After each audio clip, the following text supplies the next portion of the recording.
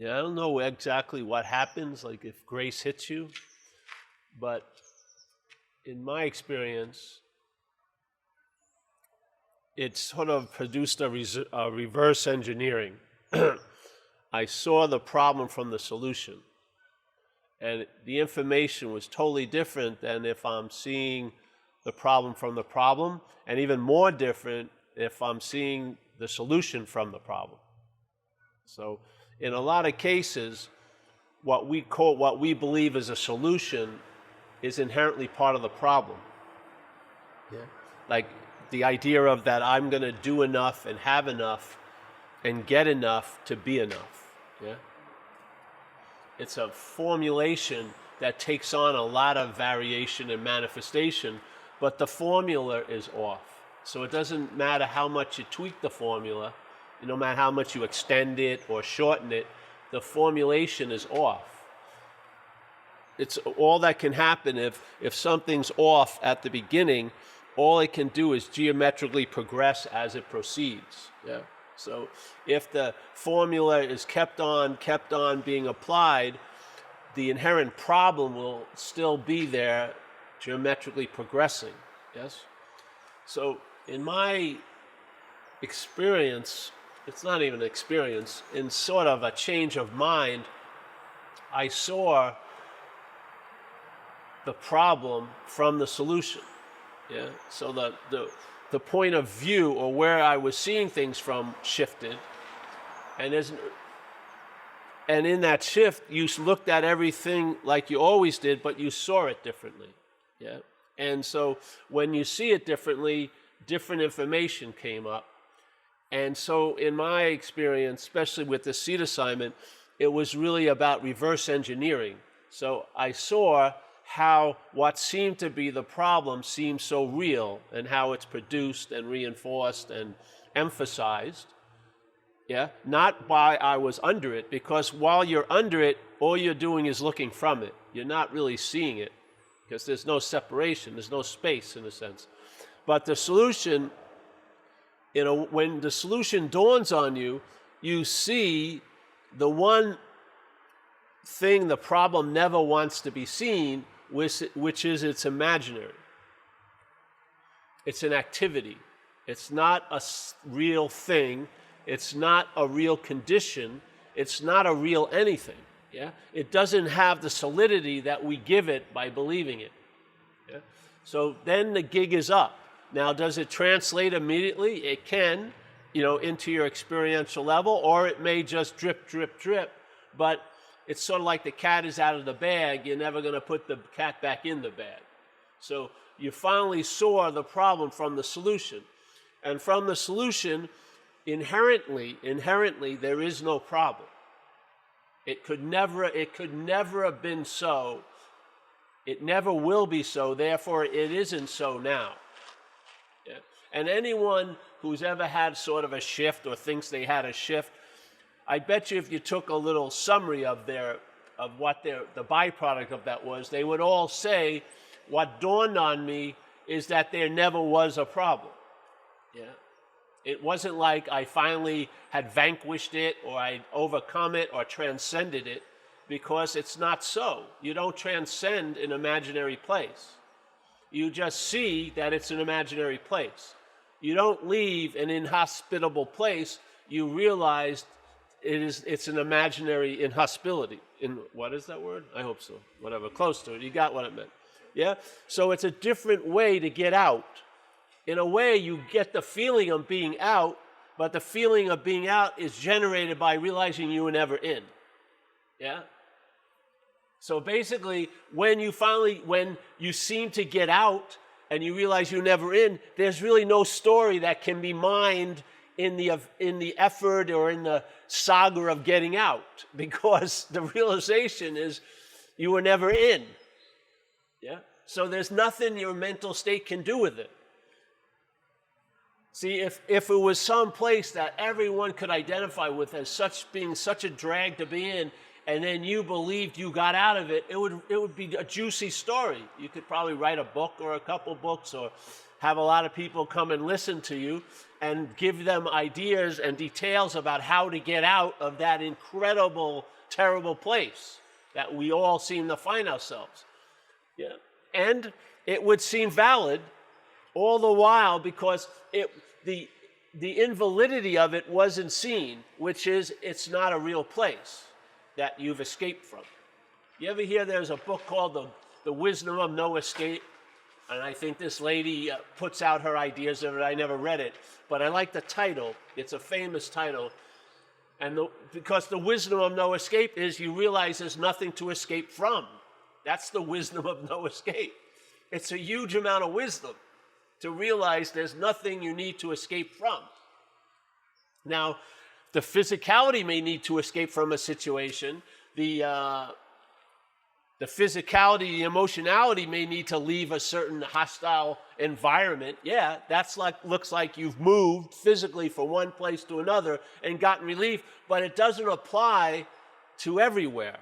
Yeah, it only applies to a special something that finds themselves in special somewheres that aren't beneficial. They're hostile. They're toxic, let's say. And so, yeah, you can go like this. Oh, well, I left that place and I moved 800 miles away, and you feel like, hey, I'm successful. I got out of that toxic place, yes? I left it. But with this mental idea called the identification as a self, when you leave all the toxic places you find yourself in let's say, an 80-year span of life, it's the sense of you that still leaves every time. And the sense of you is the underlying bondage. It's bonding the mind to an idea of being the one that was in that hostile place, and it's still there when you become the one that left the hostile place. And it's there prior to the hostile place. In your historical take, you believe you were there, and then shit happened, and then you were in a terrible there, and then you did a lot of stuff, and you got out of that terrible there, and now you're in a much better here. But one thing went along on the whole trip was the story that it was you. You were there before, you were there in, and you were there after. Yeah? You were there before, you were there in, you were there after, with an incredible inability to see your role in any of it. Yeah? You just believe something happened, something wasn't happening before, and it was great. Then something happened, which I really had nothing to do with, and I ended up in a very hostile place. And now, but the freedom from it, you take full credit for. Oh, yes, I did. I worked so hard to get out of place. Now, that can look like it's so here. But in the mind, that's not so. The mind, when it sees a problem, the problem is immediately noted as not being real. Because the only reality there is what's seeing it. Yeah? The seeing of everything is the reality. Everything must derive any sense of reality from that. Everything that's appearing does not give any reality to that unless the reality that this is gives it the power to do it by taking it to be real. That solution is totally different than, all right, I'm really, really screwed and I want to get unscrewed. It sounds great, but the idea of really, really being screwed, if it would be really helpful, you say, well, who is that which is really, really screwed? It changes your whole feeling. Who is that that's really, really screwed? And who is that that really, really doesn't want to be screwed? Yeah?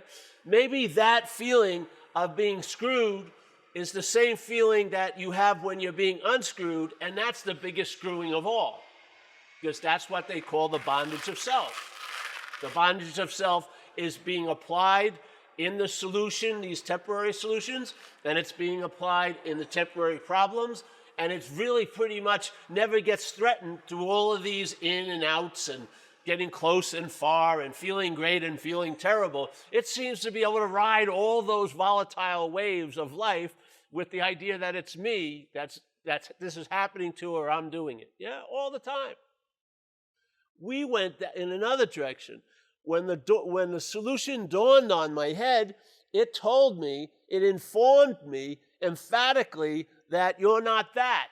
You're not that which is appearing in all of them. It's like that little picture of Waldo in every picture. There I am somewhere. I can't have one frame of life without me in it. And then you start going, well, which is the most constant thing in this whole life of all these ups and downs and close and fars and loves and hates and this and that? There's been a sense it's been me all along. Finally questioning that.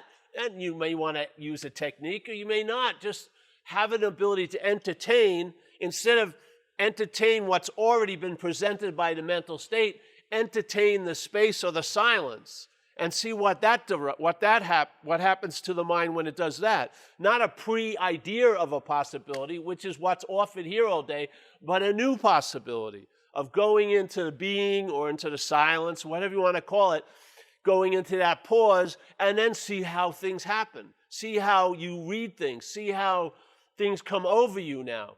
And after a while, when that problem seems not to have the ability to influence the mind as much, then your experience here can be stabilized into a statement of traveling lighter, because you'll travel lighter through all the ups and downs. It doesn't mean they'll all be leveled and it'll always just be going up all the time. It means that you'll travel lighter over it. Just like in recovery, we do a 4th step thing where you do inventories.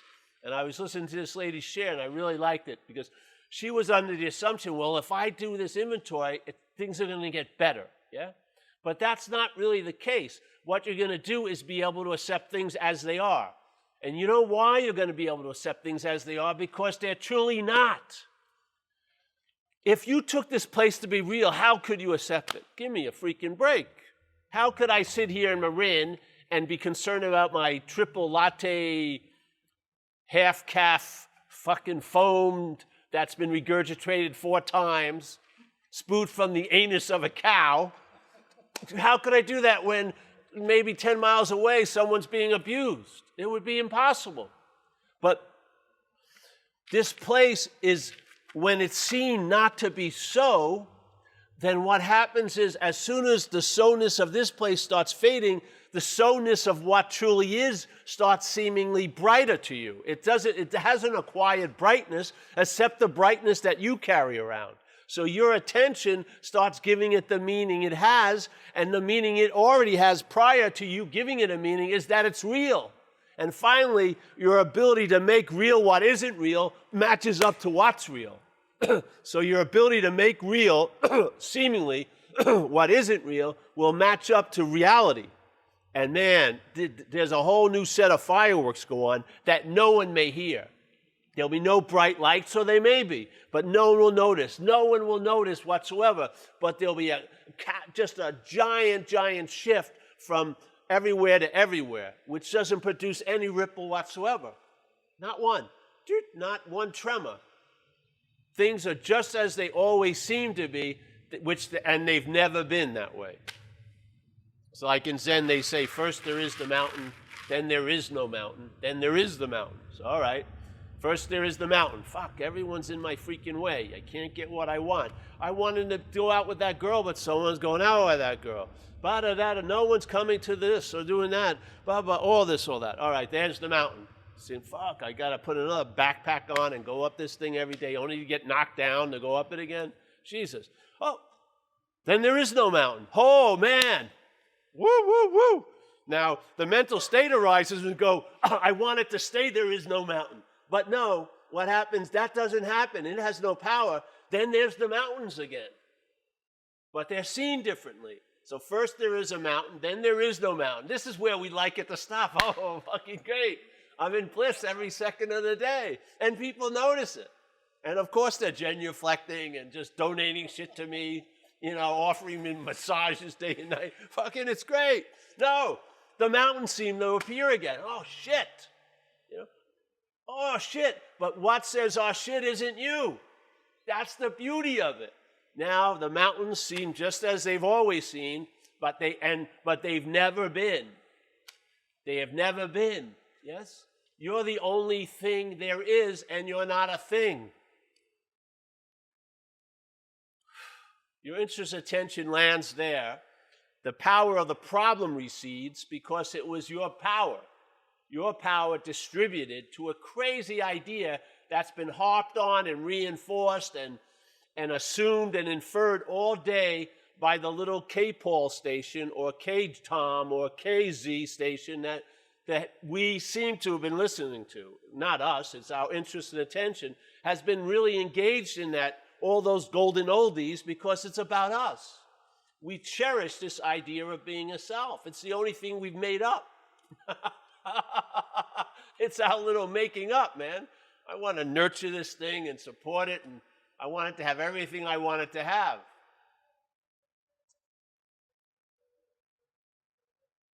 You just get weaned off of it all. Everything that supports the fallacy that you're a someone gets weakened. Yeah? So the seemingly so gets sort of more transparent. You can see through it easier and easier. It doesn't mean what's producing the seemingly so doesn't keep trying to produce it. It has nothing to do with you. It's a body mechanism. Like the Course in Miracles said the other day, I was sharing it a week ago, that the brain interprets to the body. So when the brain in the selfing is interpreting this place, it interprets it to the body as being the relevant reference. So our perceptions perceive things from a thing. The thoughts picture us as a body. Our memories are all of memories of bodies. Your dreams at night, you're mostly in a body or seeing other bodies or seeing things. Yeah? It's all the same reference. It's like the parameters of the system. Now, we would like to expand the system, but that every time you expand the system, the parameters are the same. There's still the identification as a body. There's still the idea of being a someone. And it seems to be able to take a lot of blowing up and never fucking pop. Yeah? Because it's imaginary. So an imaginary thing that if it was real would easily pop can seem like it never pops. An imaginary thing, anything can happen in an imaginary thing.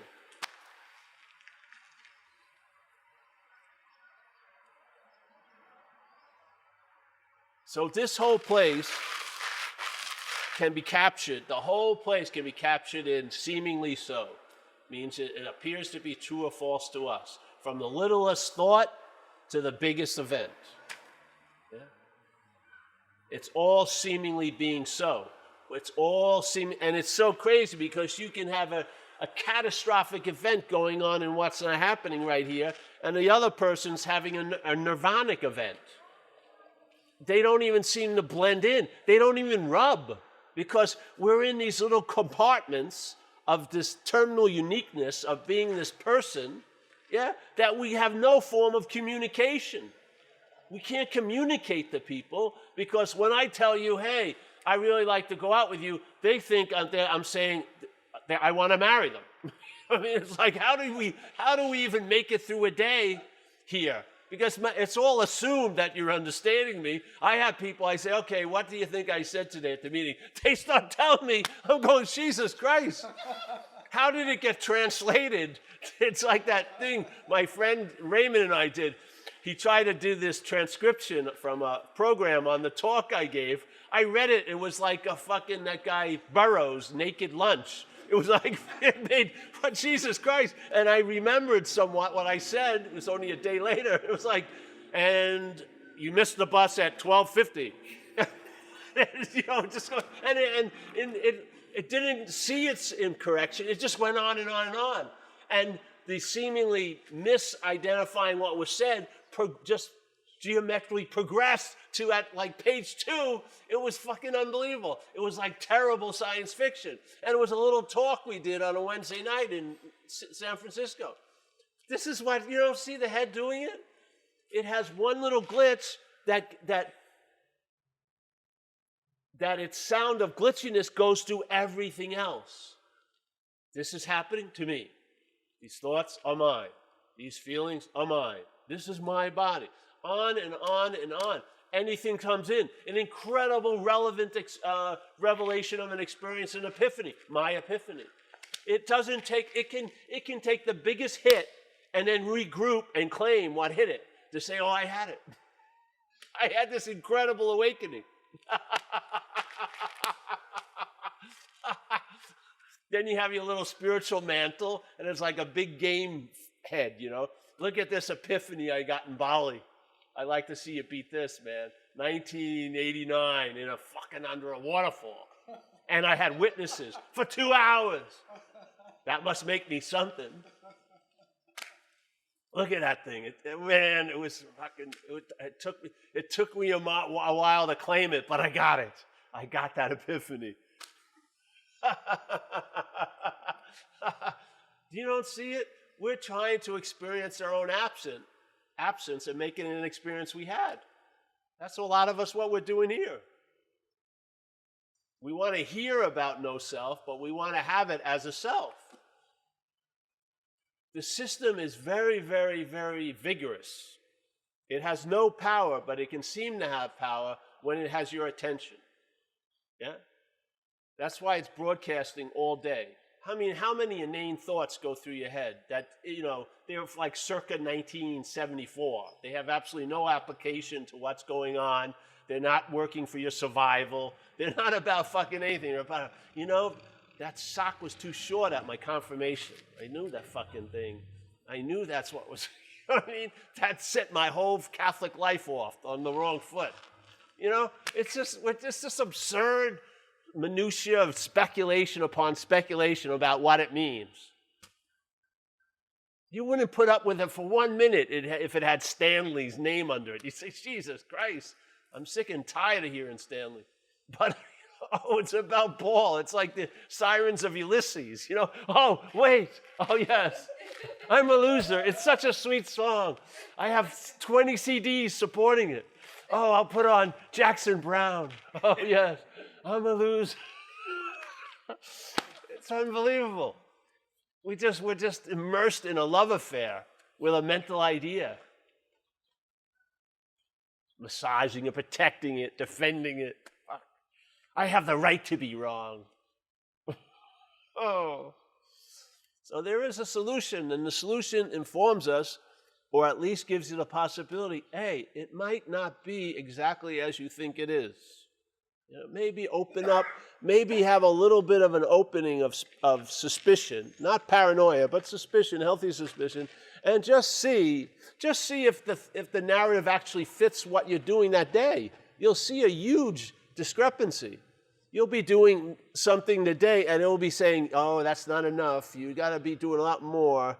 This compared to the last 3 Saturdays isn't as good." And fuck, what am I gonna? It's just on and on and on, interpreting and interpreting, interpreting. And it's amazing that we've lost the ability, or seemingly, to really just be here. Yeah, because we're just caught up in there and then. To the point where the here isn't even here anymore. It's just an opportunity to think about yesterday and tomorrow, to reflect on yesterday and tomorrow, to sort of speculate or forecast about yesterday and tomorrow. It's like an incessant displacement. It's like that big bank heist years and years ago where they had a great idea. They had tons, millions and millions of transactions, and they decided to steal like a quarter penny of each one, like a 1/8 of a nothing. So no one would see it because everyone's just looking at the trees, not the forest. But it was a huge freaking forest, and they were pulling in tons of money. This is what it's like in a way. This whole thing, it's creeping into every little picture. We never see things clearly because we're looking in a certain way, called self-centeredness.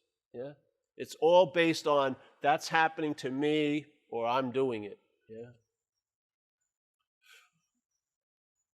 Of course you're going to want to get loaded. Of course you're going to buy that 12th jacket. Of course you're going to freaking, I'd feel much better with a Mercedes-Benz, whatever, something. Of course you're going to have a little disinterest, irritability, restlessness, and there's plenty of things that will say, hey, I got exactly what you need, and you can get it on a payment plan. All right, I feel so much better with these huge speakers. I never listen to any music, but when I do, when that day comes, I got these giant Marshall amps, man. It's going to sound so great, but you never listen to music. Oh, I have so many tunes on my iTunes. Do you actually listen to them? Maybe I listen to the same ones, 15 of them, 1988, But I have thousands of them. It's such like a security. I just feel so much better having 14 pants. I can only wear one a day, but I have 14 of them. I have choice. You can't rub out the irritability because it's you in living in disinformation, living in ignoring something. You have that drive. And so the source of the juice for all the energy or the engines isn't the engine itself, it's us. We drive consumerism.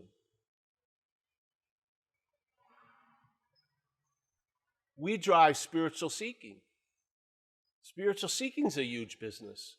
I mean, they have things come out. They have hundreds of seminars every day for almost any possible thing. Tons of them. You get these things in the mail. They have hundreds of thousands. And, they always have a lovely picture. I love to see someone just like this, Fuck you, Fuck you, you don't need this. But, it's always, And then usually it's a hope, she looks nice. Maybe I can meet her, I'll get a therapy session with her. Hey, can you go out? No. I mean, we just want something all the time. Please give me a little of something. I'm starving here. It's like the rat cannot be an unrat. You throw any hamster in, I don't care if it's gone through 8 months of reverse hamster education. When you put it into the hamster cage and there's a wheel in there, it's going to get in. And then it's going to define that little metal circle and make it a wheel. Because a wheel ain't a wheel unless it's rolling, in fact. So the hamster is always going to do that. But what happens if you're not the hamster? What happens that it actually never occurred? It seemed to have occurred tons of times, but the solution is so bona fidely beautiful because it's a negation, not a remedy, not an ability to live in the problem, not trying to manage ourselves out of the problem. The remedy is that it's a negation. There is no problem. What are you going to do with that? Nothing. That's the beautiful news. Because if you don't do anything, and it's like the animals who try to eat a turtle, they flip it over, they can't freaking get to the meat. What happens? They leave. The mental state, it's kicking it over. What can I make out of here? Can I get a date? Not at a non-duality fucking meeting. Can I, no. So it's kicking it around, and it's all right. Finally, they leave. Then it comes out. Then nothing becomes the gift that keeps on giving. It becomes everything. It doesn't become everything. It is everything. It was hidden as nothing. Because then it will be untouched and unaffected and unsullied. There won't be any spiritual tattoos put on it or anything else. And then, all right, you're so bored and you give up, and then it just comes out.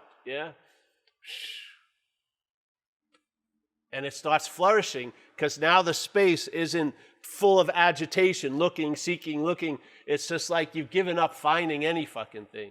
You've given it up. You've realized, man, I have had so many damn solutions. I have acquired so many somethings. They've totaled up to nothing. Jeez. Okay. And then suddenly, I was what I've been looking for the whole time. The seeker is the sought. It's an open gate. It's an open secret and a gateless gate. What's looking is what you're looking for.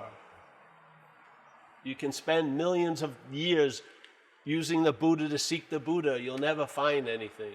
You'll use eons of time using the mind to seek the mind. You'll never come to any conclusion. You can use tons and tons of time using the light to seek the light, and you'll never find the light. All it's been is a little misidentification, assuming that we weren't the light, and therefore the need to be what we exactly are became paramount. So we started looking to get what we thought that symbolized. So this house symbolizes it, that girl symbolizes it, this symbolizes it. And in a sense, they all fail us because it's what we are is what we're looking for. that relationships become more of a stage of expression, not getting. Yeah? That life becomes more of an expression, not an achieving.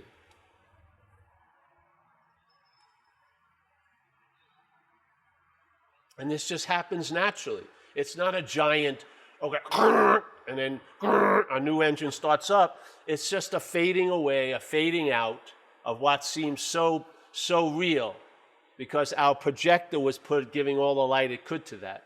It's just a fading out, and then the background moves to the foreground. All this, which is the foreground, moves to the background. And now the horse is in front of the cart, and things go in a different way. You get freed from the need to be liberated, because you realize I'm not that which needs to be liberated. Every time I shot dope, I was trying to get liberated from that. But now that I've seen I'm not that, that's the whole need to be liberated is over. I never think or want to get loaded or anything else.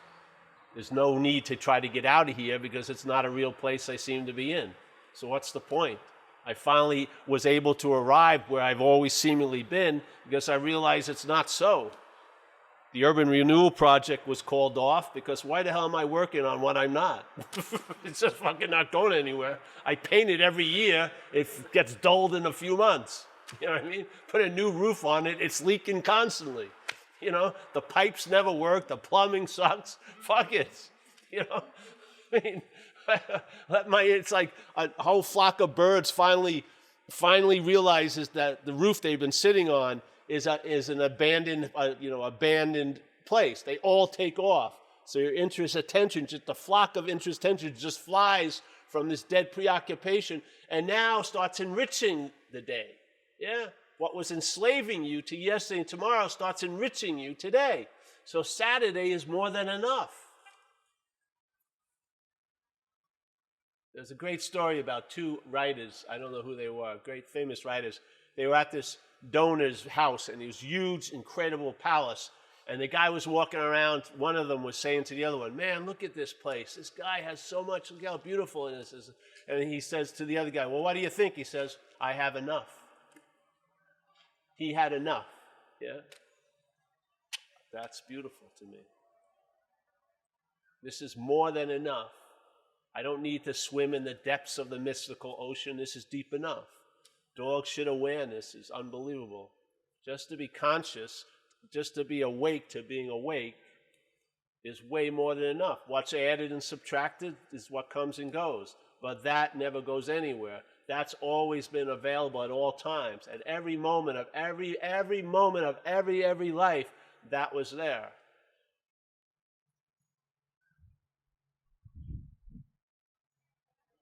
And difference from the mental state that's trying to assume it's constant, yet being an incredible volatile state, but still assuming that it's constant, right painted right atop of this has always been this. Hasn't been more this, hasn't been less this, hasn't forgot this, hasn't remembered this. It's always been. Every moment there's been the seeing. Maybe through a little body, maybe through an older body, maybe through one eye being bad, maybe through this, maybe through these glasses, maybe recovering, every addiction. But the fact is the seeing has never not been seeing. It's the place you can finally rest your head, and realizing you have no head. And that's the true rest. You rest there and see what it will do, man, and you'll know the tree by its fruits. Truck around day in and day out. There'll be the one constancy, and it'll become overwhelming presence in your life. The thing that never shouts, that never has an advertising, that never points to itself, it'll become the dominant influence in your day. So your contentment will be coming from, let's say, behind instead of through this. Because as soon as it gets through here, it can be deemed not enough.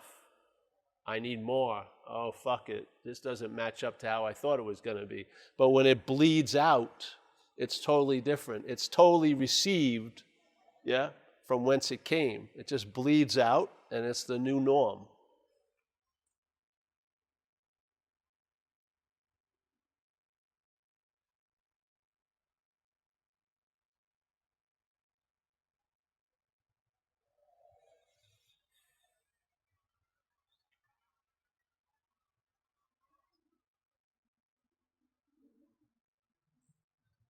I'll tell you, it's a great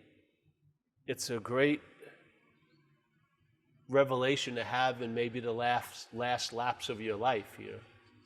Yeah, because when things start simmering down, where all those interests aren't that interesting, where all those preoccupations aren't that preoccupying, where all those desires and drives are muted, yeah, that thing is like the welcoming embrace. You know, you're totally in almost like a sense-felt feeling of deep assurance. You know, not everything will be okay, or it was, but it is okay. Yeah, this is a passing cloud. All these events that you've noticed, everything that has come is gone, or is going. Yeah, yet here I am, bound. Yeah. Then you can go to work or not work. You can do this or not do that. Yeah, your preferences are preferences, but they're not yours. You see, the conditionality is conditional, but it's not your condition. Feelings are feelings, but they're not yours. Thoughts are thoughts, they're not yours. Yeah, actions are actions, they're not yours. You're like totally immaculate here, what you are. It's like the immaculate preconception. You're just totally immaculate. Yeah, whatever you did here is undone in eternity. There's no strikes that you gathered in this place of time have any influence in timelessness. It's like a pure washing away of what was never there. Have you ever had that sense? I've had it.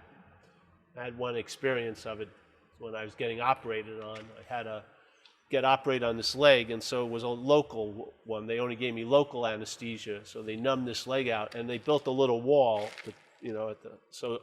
because your mind's going to want to look at what's going on, and they know if you look, the mind will produce stimulation that wasn't there just by vision. Yeah. So they had a wall. So I was laying there in my own world with these people working down there, and you could hear it like a nail coming out of wood. There was no pain, but you could hear. And they had these giant aluminum bowls above me with the lights, trying to produce the most light as possible to see what they're doing.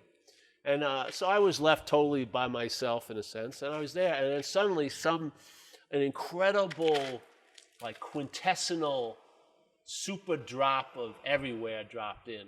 Yeah, it was like unbelievable experience or phenomena.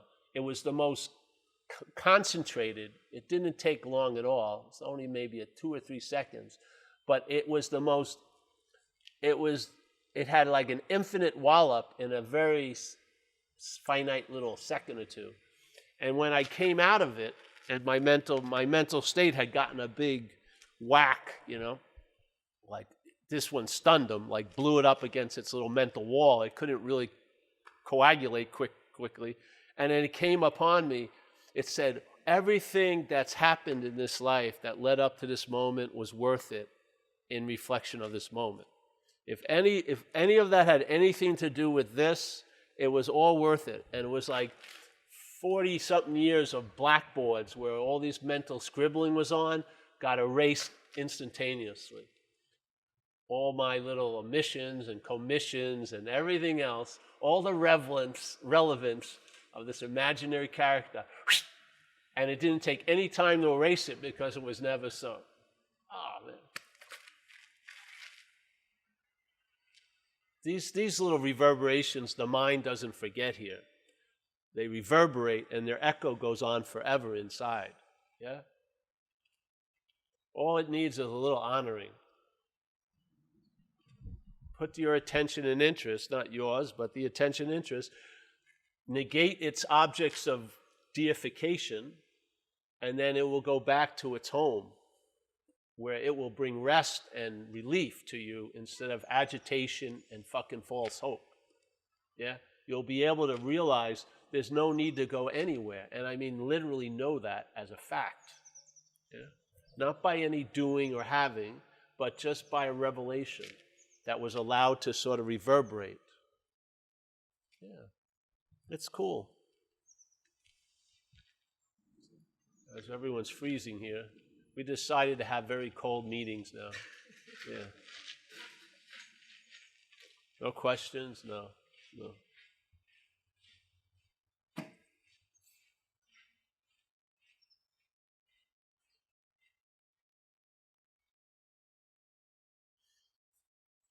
Yeah. I like that way of negation. I never put a name on it, but that's how it downloaded in me too. That all that needs is negation, really. You just negate the reality of what's not real. And then when it's sort of they also like the neti, not this, not that.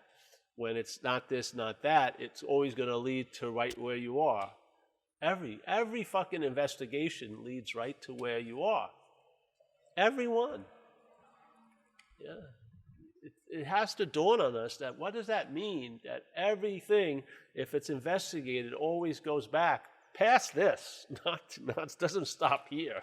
Past there.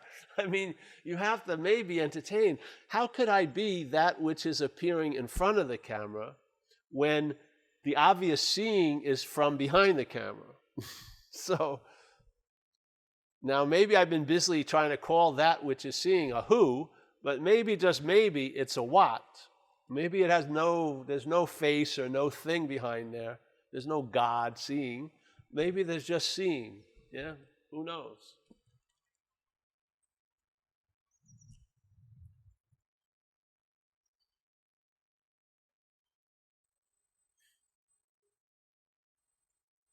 Your mind is big, man. It can entertain incredible possibilities. You just have to let it hear them and let it go. Let it expand. It's going to expand.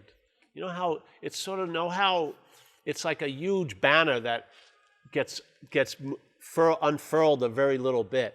It would really catch all the winds of eternity if it was way. Just let it go out of these parameters. The selfing is such a small system of thought and interpretation. It's unbelievably tiny. It's like a little voice box. It has a great speaker, so it's playing constantly, very loud, but it's a small system. You've been over every inch of it. You've tried every possibility, or you've known others who've tried every possibility to be happy, joyous, and free here. You know, those guys that jump off cliffs, they never stop there, and then they jump off cliffs with skis, and then they jump off cliffs landing on a boat that's going by. You know, it's always got to be more and more shit's got to be added onto it to get that stimulation going. And it's endless. Yeah. You're not going to be satiated. You're not going to reach to a point where old age may come and stop you from doing it, but you'll try to do it some other way. It's like the mental state. It's just mooring, more, with the hopes that the incessant searching for more will have some weight to it, but it's empty also.